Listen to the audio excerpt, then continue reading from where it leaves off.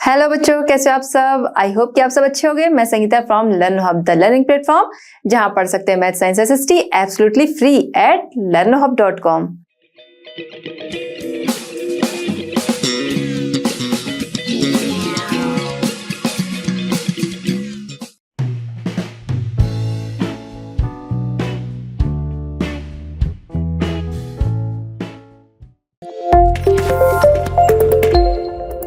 चलिए बच्चों, हमारा आज का चैप्टर स्टार्ट करते हैं। क्वेश्चन नंबर 1 हमारा है, what is an ecosystem. Ecosystem क्या है? इकोसिस्टम वो सिस्टम है जहां पर सभी लिविंग ऑर्गेनिज्म जो हैं वो आपस में और एक दूसरे के साथ एनवायरनमेंट के फिजिकल और केमिकल फैक्टर के साथ इंटरेक्शन करते हैं, जहां पर वो रहते हैं उसे हम कहते हैं इकोसिस्टम। ये एक दूसरे से लिंक्ड होते हैं, किसके द्वारा? एनर्जी एंड मटेरियल के द्वारा एक दूसरे से लिंक्ड होते हैं। अब अगर इसे हमें समझना हो कि एक दूसरे से लिंक्ड होते हैं एनर्जी एंड मटेरियल के द्वारा, वो क्या है तो आइए समझते हैं। सबसे पहले देख लेंगे ecosystem. It is a system formed by the interaction of all living organisms with each other and with the physical and chemical factors of the environment in which they live, all linked by transfer of energy and material। ये सभी एक दूसरे से linked होते हैं, कैसे? Transfer, energy and material के transfer के द्वारा। अगर इसे समझना हो तो जैसे आपने फूड चेन पढ़ी होगी तो वो यही चीज है। अब जैसे अगर फूड चेन की बात करें तो यहाँ पर मैं अल्फाबेट से शो कर रही हूँ, मैं पिक्चर नहीं बना रही हूँ, अल्फाबेट से मैं शो कर रही हूँ, आप समझ लेना। मान लीजिए ग्रास है, ठीक है। सबसे पहले सॉइल है, सॉइल में ग्रास है, ठीक है। अब ये जो ग्रास है, इस ग्रास को अपना फूड कौन बनाएगा, या ये ग्रास किसका फूड बनेगी? मान लीजिए ग्रास हॉपर ने इसे अपना फूड बनाया। अब ये तो आपको पता होगा कि ग्रास हॉपर जो है वो ग्रास खाता है, ठीक है। तो ग्रास हॉपर जो है उसने इसे अपना फूड बना लिया। मान लीजिए ये हो गया आपका GH लिख दिया, ग्रास हॉपर। अब ग्रास हॉपर ने इसे अपना फूड बनाया। ग्रास हॉपर को कौन अपना फूड बनाएगा? ग्रास हॉपर फूड बन जाएगा फ्रॉग का, ठीक है। तो फ्रॉग, ग्रास हॉपर को किसने खाया? फ्रॉग ने खाया। अब इस फ्रॉग, ये जो फ्रॉग है ये किसका फूड बनेगा? ये बनेगा स्नेक का फूड। तो फ्रॉग को हम यहां से कनेक्ट करते हैं स्नेक से। अब इस स्नेक को कौन खाएगा? इसको अपना फूड किसने बनाया? ईगल ने बनाया। तो यहां पर आ गए हम, यहां पर आ गया ईगल।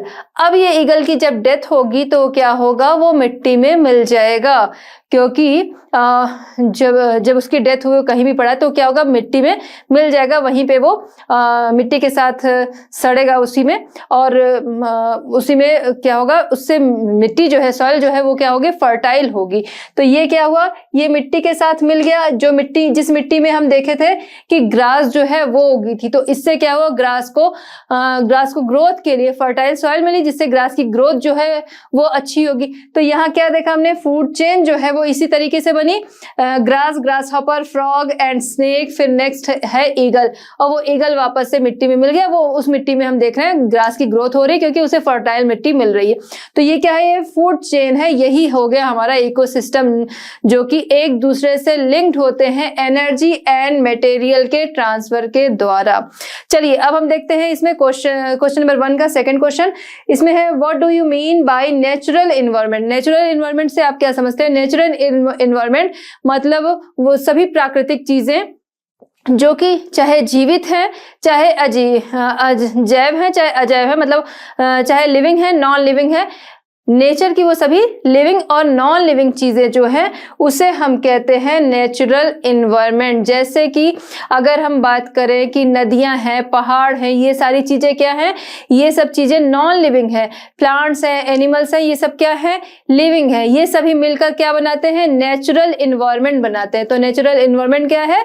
नेचुरल एनवायरनमेंट सभी लिविंग और नॉन नेचुरली जो भी चीजें होती है, नेचुरली जो भी चीजें हो, मतलब प्राकृतिक चीजें, चाहे वो जीवित हैं और या फिर वो लिविंग है, चाहे नॉन लिविंग है, उसे हम कहते हैं नेचुरल एनवायरनमेंट। आइए समझते हैं natural environment. Natural environment is the sum of both the bio inorganic elements created by nature on the earth, that is land, water, air, trees, plants, animals, all together make up the natural environment। ये सभी मिलकर natural environment को बनाते हैं। तो अगर आपके दिमाग में ये है कि ये सभी मिलकर नेचुरल एनवायरनमेंट को बनाते हैं, यानी कि लैंड है, वाटर है, एनिमल्स हैं, प्लांट्स हैं, ये सभी मिलकर नेचुरल एनवायरनमेंट को बनाते हैं। तो यानी आपके दिमाग में ये चीज आ जाएगा कि इसमें लिविंग एंड नॉन लिविंग दोनों तरह की चीजें आती है, दोनों ही मिलके नेचुरल एनवायरनमेंट को बनाते हैं। चलिए बच्चों देखते हैं क्वेश्चन नंबर 1 का थर्ड क्वेश्चन हमारा है which are the major components of the environment. Environment के मेजर कंपोनेंट्स कौन से हैं? एनवायरनमेंट यानी कि हमारे चारों तरफ का वातावरण, उसके मेजर कंपोनेंट्स कौन से हैं? अगर बात करें, अगर हम इसको पिक्चर के द्वारा समझना चाहें तो आइए देखते हैं components of environment. Components of environment की बात करें तो अभी सबसे पहला क्या था? Natural, second human made, third human का कंपोनेंट्स। ठीक है, तो नेचुरल में क्या आया? जो कि नेचर के द्वारा बना हुआ है, चाहे लिविंग हो या नॉन लिविंग हो। प्लांट्स हो गया, लैंड हो गया, एयर हो गया, वाटर हो गया, ये सारी चीजें क्या है? नेचर के द्वारा बनी है। और इसमें दोनों आ गई, जैसे प्लांट्स वगैरह हैं वो क्या हो गए? वो लिविंग हो गए, और आपका लैंड, वाटर, ये सब क्या है? नॉन लिविंग है। ठीक है, अब नेक्स्ट क्या है? Human made component. Human made component की बात करें जो मनुष्य के द्वारा बना है, जैसे कि बिल्डिंग्स है, पार्क्स है, ब्रिज है, रोड, मॉन्यूमेंट्स, इंडस्ट्रीज, इस तरीके की चीजें। नेक्स्ट क्या है? Third human components. Human components individually या फिर लोगों से मिलकर बना हुआ, लोगों के द्वारा बना हुआ, और यहाँ की बात करते हैं हम तो लोगों से मिलकर बना हुआ। जैसे इंडिविजुअली कोई पर्सन है, फैमिली, कम्युनिटी, रिलीजन, एजुकेशन, क्या है? ये लोगों से मिलकर बना है। तो ये हो गए एनवायरनमेंट के मेजर कंपोनेंट्स। आइए अब देखते हैं नेक्स्ट हमारा question, give 4 examples of a human made environment. Human made environment की बात करें तो अभी हमने देखा है कि क्या है, तो उसमें आ जाएगा रोड्स आ जाएंगी, बिल्डिंग, पार्क, ये सारी चीजें क्या हो जाएंगी? ह्यूमन मेड इन्वायरमेंट्स की। तो कई हमने ऑप्शंस अभी इसके देखे एग्जांपल्स, उसमें से कुछ कोई भी 4 हम ले सकते हैं। आइए देखें 4 examples of a human made environment. Parks, buildings, industries, road, जो कि लोगों के द्वारा बनाया गया, मतलब जिसे कि लोगों ने बनाया है, वो सारी चीजें, पार्क, मॉन्यूमेंट्स, इंडस्ट्रीज, ये सारी चीजें। तो कोई भी 4 एग्जांपल आपको यहाँ पर दे देने हैं। चलिए बच्चों देखते हैं क्वेश्चन नंबर 1 का 5th क्वेश्चन हमारा है व्हाट इज लिथोस्फीयर। लिथोस्फीयर क्या है? लिथोस्फीयर सॉलिड क्रस्ट है या अर्थ की top layer, hard top layer है, जिसे कि हम कहते हैं लिथोस्फीयर। मतलब जैसे जिस पृथ्वी पर हम रह रहे हैं, अर्थ की जिस लेयर पे हम रह रहे हैं, ये हुई लिथोस्फीयर, जिसपे कि वन आते हैं, एनिमल्स आते हैं, हमारे रहने की जगह आती है। ये क्या है? ये एक सॉलिड टॉप लेयर है अर्थ की। अगर हम देखें जैसे वाटर जो होता है, अगर आप कुएं की ही बात करिए तो कुएं में पानी कैसे आता है? वो जब किसी भी सरफेस की अगर हम खुदाई करते हैं तो नीचे क्या होता है? बहुत गहराई में जाने पर वाटर मिलता है।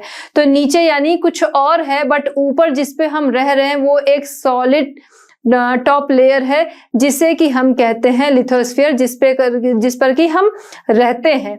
आइए देखते हैं। Lithosphere is the solid crust or the hard top layer of the earth. It is made up of rocks and minerals and covered by a thin layer of soil.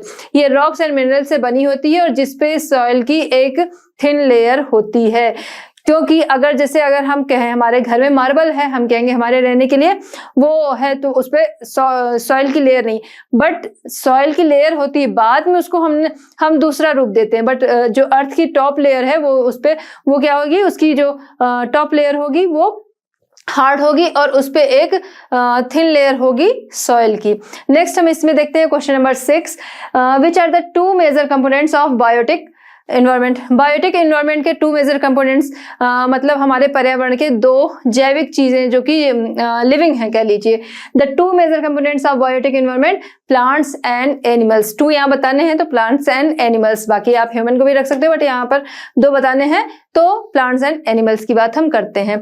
अब अगर यहाँ पर हम देखें लिथोस्फीयर देखना भी चाहें हमारे पिक्चर में, तो हाइड्रोस्फीयर जो पानी वाला क्षेत्र हो गया वो हाइड्रोस्फीयर हो गया, जो हमारा वायुमंडल है, ऊपर एरिया है वो हमारा हो गया एटमॉस्फेयर, एंड जिसपे हम रहते हैं, हमारी रोड्स हैं, हमारे एनिमल्स हैं, हमारे प्लांट्स हैं, ट्रीज हैं, हम सभी के घर हैं, वो क्या है? वो है लिथोस्फीयर।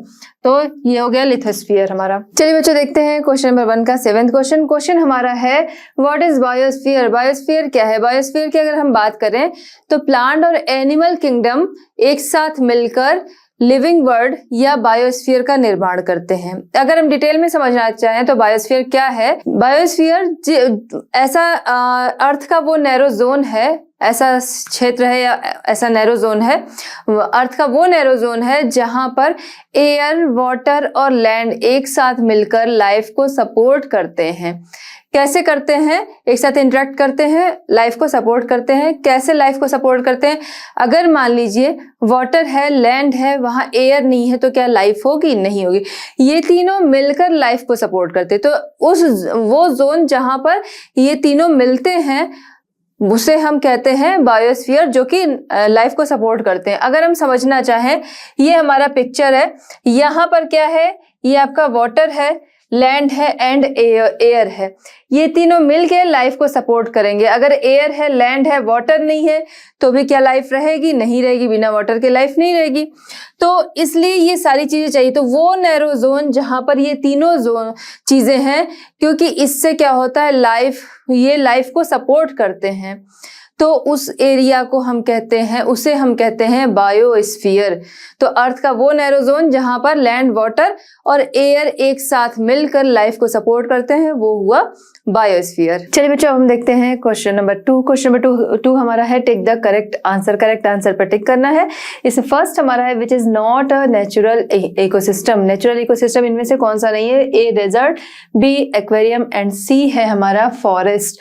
बताइए कौन सा नहीं है? क्योंकि डेजर्ट और फॉरेस्ट जो है वो नेचुरल इकोसिस्टम है। बचा गया एक्वेरियम। एक्वेरियम क्या है? वो नेचुरल इकोसिस्टम इनमें से नहीं है। तो जो राइट आंसर होगा कि नेचुरल इकोसिस्टम इनमें से कौन सा नहीं है, वो है ऑप्शन बी एक्वेरियम। नेक्स्ट हम आते हैं सेकंड पे, विच is not a component of human environment. Human environment का कंपोनेंट कौन सा इनमें से नहीं है? Land, religion and community. ये 3 ऑप्शन आपको दिए गए हैं। तो इसके पहले के क्वेश्चन में हमने देखा कंपोनेंट्स ऑफ इन्वायरमेंट जहां पर था, उसमें हमने देखा ना कि नेचुरल इन्वायरमेंट के कंपोनेंट जो है उनमें क्या है, जो चीजें नेचर द्वारा बनी हुई है वो है। ह्यूमन एनवायरनमेंट के कंपोनेंट्स जो थे मनुष्यों के द्वारा बने हुए, एंड ह्यूमन एनवायरनमेंट जो था कंपोनेंट उसका, वो कौन था? वो इंडिविजुअली या फिर लोगों से मिलकर बना हुआ, मतलब इंडिविजुअली या ग्रुप में बने हुए को हम क्या कहते हैं? वो है ह्यूमन एनवायरनमेंट, मतलब लोगों से मिलकर बना हुआ। तो यहाँ पर लैंड क्या है? वो नेचुरल है। कम्युनिटी एंड रिलीजन की अगर बात करें, ये दोनों क्या है? ये दोनों ह्यूमन एनवायरनमेंट के कंपोनेंट हैं। तो जो राइट आंसर होगा वो क्या होगा? Option a land. नेक्स्ट हम आते हैं 3। इसमें क्वेश्चन नंबर 3 है which is a human made environment. इनमें से ह्यूमन मेड एनवायरनमेंट कौन सा है? Option A mountain, B sea, B का है सी एंड सी है हमारा रोड। तो इनमें से क्या पूछ रहा है? Human made environment, mountain, sea and road. अगर बात करें तो माउंटेन क्या है? नेचुरल है, सी नेचुरल है एंड रोड जो है वो क्या है? वो ह्यूमन मेड एनवायरनमेंट है। नेक्स्ट हम देखते हैं, तो राइट जो आंसर होगा इसमें थर्ड में वो क्या होगा? Option C road. नेक्स्ट हम आते हैं 4th question, which is a threat to environment. इनमें से किससे एनवायरनमेंट को खतरा है? तो ऑप्शन देखते हैं, ए है growing plant, B growing population and C है ग्रोइंग क्रॉप्स। तो बताइए इनमें से किससे हमारी नेचर को, इन्वायरमेंट को किससे खतरा है? ग्रोइंग प्लांट क्या है? वो इन्वायरमेंट को सही रखने के लिए कहा जाता है कि प्लांट ज्यादा से ज्यादा उगाने चाहिए। ग्रोइंग क्रॉप्स, फसलें उगानी चाहिए, पेड़ पौधे लगाने चाहिए। ये क्या करते हैं? इन्वायरमेंट को सही रखते हैं। अब बीच में बचा क्या है? Growing population. ग्रोइंग पॉपुलेशन क्या है? वो इन्वायरमेंट के लिए खतरा है। क्यों? क्योंकि जैसे जैसे पॉपुलेशन बढ़ेगी, अनाज ज्यादा चाहिए, रहने के लिए जगह ज्यादा चाहिए, जिसकी वजह से प्लांट्स जो हैं वो हटा दिए जाएंगे। बड़े बड़े जो खेत होते हैं उनको भी हटा दिया जाता है। पॉपुलेशन बढ़ेगी, पॉपुलेशन बढ़ने से क्या होगा कि जंगलों को भी हटाना पड़ता है, क्योंकि नई नई बस्तियां हैं वो बसानी होती हैं। नए नए लोगों को रोजगार चाहिए, बहुत सारी इंडस्ट्रीज लगानी होगी।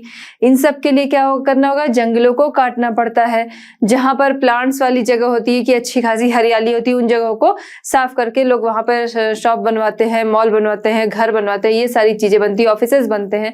तो जैसे जैसे जब पॉपुलेशन ग्रोइंग जो है, ये ऑप्शन जो है ये होगा राइट आंसर, क्योंकि पॉपुलेशन बढ़ने से हमारे जो रिसोर्सेज हैं उनका ज्यादा से ज्यादा यूज होगा, जिससे कि हमारे इन्वायरमेंट को खतरा होगा। तो इन्वायरमेंट के लिए खतरा किससे है? Growing population. ऑप्शन बी जो है वो है राइट आंसर। चलिए बच्चों हम देखते हैं क्वेश्चन नंबर 3। क्वेश्चन नंबर 3 हमारा है match the following. Match the following है। चलिए देखते हैं किससे किसका मैच है। वन साइड पे biosphere biosphere, atmosphere, hydrosphere and environment. Other side पे blanket of air which surrounds the earth, domain of water, gravitational force of the earth, our surroundings, narrow zone where land, water and air interact, relation between the organism and their surroundings. चलिए ये देखते हैं किससे किसका match है।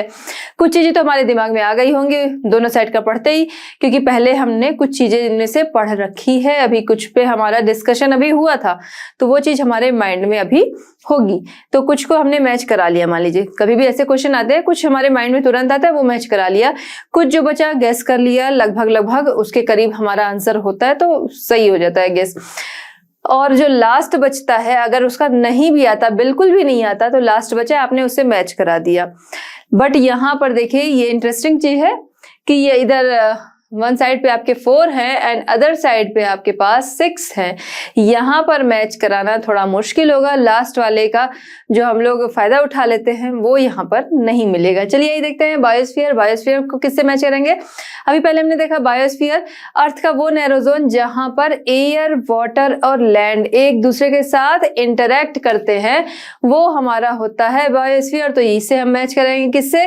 ई से कराएंगे, biosphere को मैच कराएंगे ई से, narrow zone where land, water and air interact. Next हम देखते हैं एटमॉस्फेयर। एटमॉस्फेयर इनमें से किससे मैच होगा? Blanket of air which surrounds the earth. Air जो है वो सभी जगह है, अर्थ के चारों ओर है एयर, तो इसीलिए एक ब्लैंकेट की तरह काम करता है। इसे हम मैच कराएंगे एटमॉस्फेयर को blanket of air which surrounds the अर्थ, इससे मैच कराएंगे, ठीक है।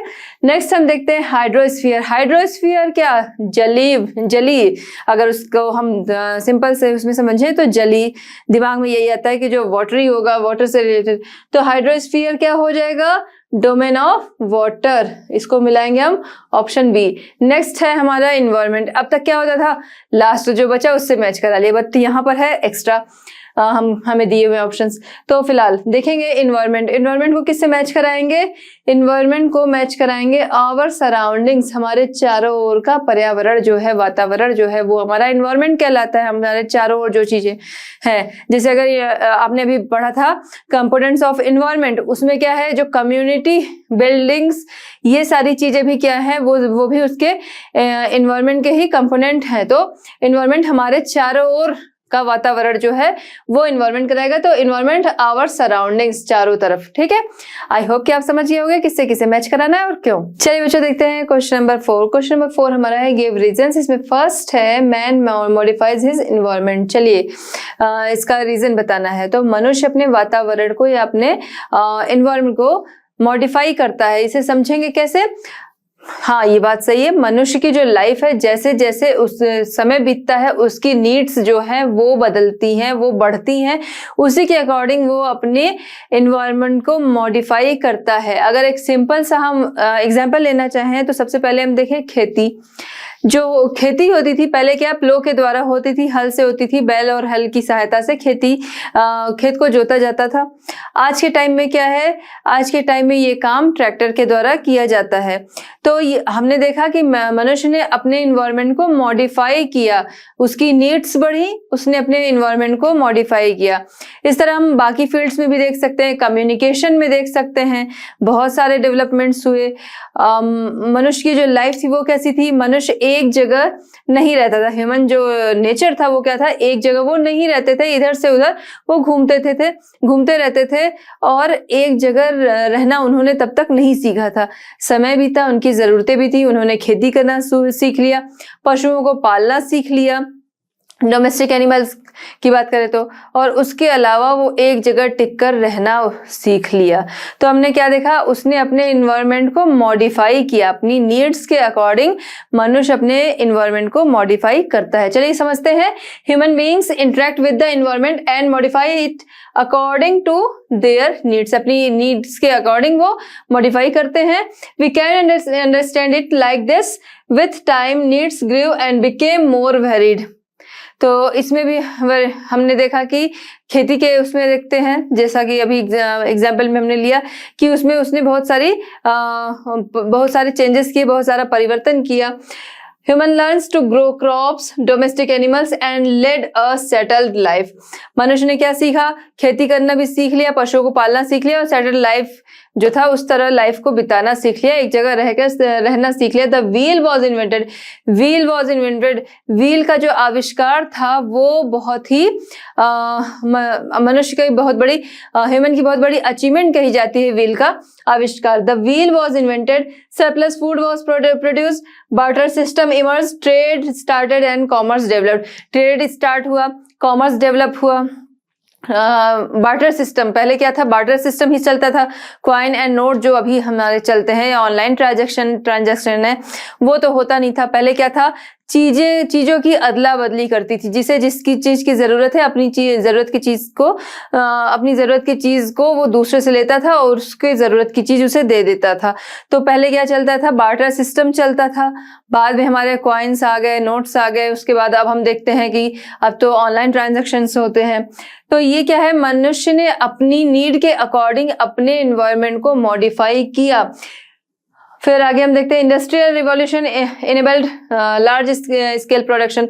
इंडस्ट्रियल हम देखते हैं कि इंडस्ट्रीज जो है, इंडस्ट्रियल रिवॉल्यूशन आया, लार्ज स्केल पर प्रोडक्शन होने लगा। पहले क्या था? साधारण सी अगर खेती की जाती थी तो कम होता था, या फिर किसी भी चीज का प्रोडक्शन है, बहुत सारी इंडस्ट्रीज जो हैं वो बनी। इंडस्ट्री बनने की वजह से किसी भी चीज का प्रोडक्शन हम देखते हैं वो बढ़ गया। जैसे कि अगर हमें कॉटन की बात अगर करें तो कपास जो कि प्लांट में होता है उससे कॉटन बनता है। अब वो कॉटन क्या होता है? वो मशीनों के द्वारा ही उससे बनाया जाता है। तो इसमें क्या है कि इंडस्ट्रीज के द्वारा प्रोडक्शन जो है वो बढ़ गया। हर चीज में ही हम देखेंगे इंडस्ट्रीज जिस चीज की है कि पहले तो वहां पर रॉ मटेरियल पहुंचता है और उससे क्या होता है? तैयार चीजें बनती हैं। इंडस्ट्रीज लगने की वजह से प्रोडक्शन जो है वो बड़े पैमाने पर होने लगा। नेक्स्ट हम देखते हैं ट्रांसपोर्टेशन बिकेम फास्टर। ट्रांसपोर्टेशन जो है वो फास्ट हो गया, ट्रांसपोर्टेशन फास्ट हो गया। पहले क्या था? लोग पैदल जाते थे, फिर धीरे धीरे साइकिल आए, बाकी बस और बाकी गाड़ियों तक लोगों की पहुंच नहीं थी। धीरे धीरे क्या हुआ? ये सारी चीजें बहुत ही आम हो गई। आज के टाइम में लाइफ बहुत ईजी हो गई इन चीजों की वजह से। तो ट्रांसपोर्टेशन बिकेम फास्टर, वो फास्ट हो गया, जिसकी वजह से कहीं भी जाना जो है वो बहुत जल्दी हो गया। नहीं तो पहले लोग पैदल निकलते थे, बहुत दिनों में बहुत जगहों पे पहुंचते थे। Information revolution made communication easier and speedy across the world। Information revolution ये बहुत बड़ी क्रांति रही। इससे क्या हुआ? एक दूसरे से कम्युनिकेशन जो है वो बहुत तेजी से होने लगा, बहुत जल्दी हो जाता था। जैसे आज के टाइम में है, हमें बात करनी है, कोई कहीं भी बैठा है, हमने मोबाइल उठाया और हमारी बात हो गई, टेलीफोन उठाया हमारी बात हो गई। तो ये चीजें क्या है कि इंफॉर्मेशन रिवॉल्यूशन जो है उसकी वजह से कम्युनिकेशन जो है वो बहुत ही ईजी हो गया और फास्ट हो गया। तो ये कम्युनिकेशन हमें अपने फैमिली में भी काम आता है, हमारे जो बिजनेस है उसमें भी काम आता है। तो ये कम्युनिकेशन जो है हर तरह से बहुत ही ज्यादा इसने हमारी लाइफ को चेंज किया, हमारी लाइफ की इससे प्रोग्रेस काफी हुई। तो हमने देखा कि मनुष्य ने अपनी नीड्स के अकॉर्डिंग क्या किया? अपने एनवायरनमेंट को मॉडिफाई किया। तो इसलिए हम कैसे, ये गिव रीजन था, आपको समझ में आ गया होगा कि इसका रीजन क्या है। कि जो यहाँ पर हमारा स्टेटमेंट था, मैन मॉडिफाइज हिज एनवायरनमेंट, ये आपको समझ में आ गया होगा कि इसका क्या रीजन है। चलिए बच्चों देखते हैं क्वेश्चन नंबर 4 का सेकंड क्वेश्चन। क्वेश्चन नंबर है plants and animals depends on each other. Plants and animals एक दूसरे पर डिपेंड रहते हैं। चलिए समझते हैं कि प्लांट्स एंड एनिमल्स एक दूसरे पर डिपेंड रहते हैं। ये स्टेटमेंट किस लिए है, इसका रीजन बताना है। तो प्लांट्स एंड एनिमल्स जो है वो एक दूसरे पर डिपेंड रहते हैं। प्लांट्स क्या करते हैं? ऑक्सीजन छोड़ते हैं जो हमें जीवित रहने के लिए, एनिमल्स को जीवित रहने के लिए जरूरी है। एनिमल्स कार्बन डाइऑक्साइड छोड़ते हैं जिससे कि जो कि प्लांट्स को फूड बनाने में हेल्प करता है। तो क्या वो दोनों एक दूसरे पर डिपेंड हुए, दोनों ने एक दूसरे की हेल्प की। अब फूड की बात करते हैं तो फूड बनाने में हेल्प करता है, अभी हमारी बात हुई। उसके अलावा जो एनिमल्स होते हैं उनके जो डंग होते हैं वो सॉइल के साथ मिलते हैं, सॉइल को फर्टाइल बनाते हैं, जो कि प्लांट्स की ग्रोथ के लिए जरूरी है।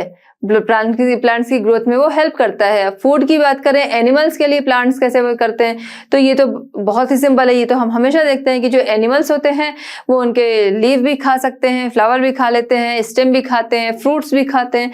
तो वो तो पूरी तरह से प्लांट्स पर डिपेंड हैं, कह सकते हैं। तो प्लांट्स और एनिमल्स जो हैं एक दूसरे पर इस तरह से डिपेंड हैं। आइए देखते हैं। Plants and animals depends on each other because plants release oxygen which is necessary for living organism and animals give all carbon dioxide which is necessary for plants. Arrange each other meals. वो दोनों एक दूसरे के लिए मील arrange करते हैं, उन दोनों के एक दूसरे के लिए फूड जो है वो अरेंज करते हैं। उसके अलावा बहुत जो अगर हम बात करें कि प्लांट्स जो हैं, प्लांट से मिलके हमारा बनता है फॉरेस्ट, बनता है प्लांट्स एंड ट्री से मिलके फॉरेस्ट। तो फॉरेस्ट क्या है, फॉरेस्ट तभी अच्छा लगता है जब वहां पर ट्री एंड प्लांट्स के अलावा एनिमल्स भी होते हैं। तो ये दोनों क्या एक दूसरे पर डिपेंड है, उससे फॉरेस्ट की सुंदरता बढ़ी। तो इस तरह हम कह सकते हैं कि फॉरेस्ट एंड प्लांट्स जो है वो एक दूसरे पर डिपेंड है। तो बच्चों इस तरह हमारा चैप्टर होता है कंप्लीट। मिलते हैं next chapter and next solutions के साथ। लर्नो हब फ्री है पर बेस्ट है।